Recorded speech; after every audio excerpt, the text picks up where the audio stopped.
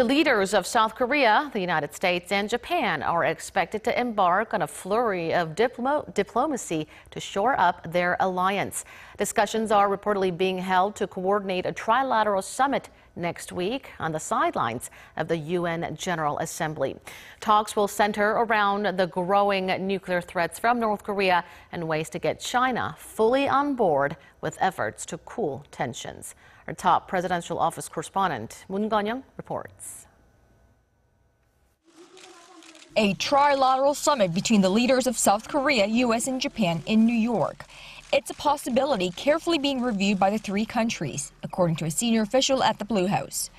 The South Korean official confirmed reports by Japan's Yomiuri Shimbun on Wednesday that Seoul, Washington, and Tokyo are in final stages of talks to hold a three-way summit on the sidelines of the UN General Assembly in New York next week.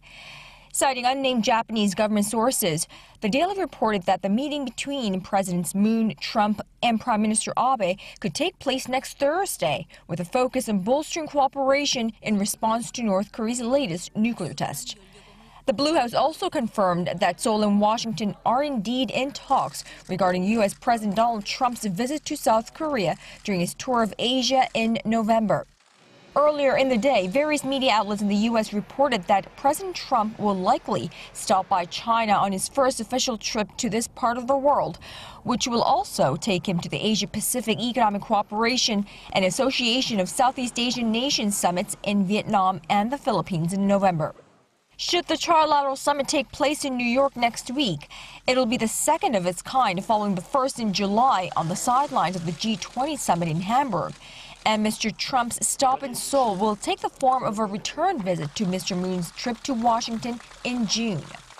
Discussions of summit talks between these leaders come amid tensions over North Korea's nuclear tests and just days after the UN Security Council unanimously adopted a new set of sanctions on North Korea, the harshest to date, but what analysts say could have been a lot tougher.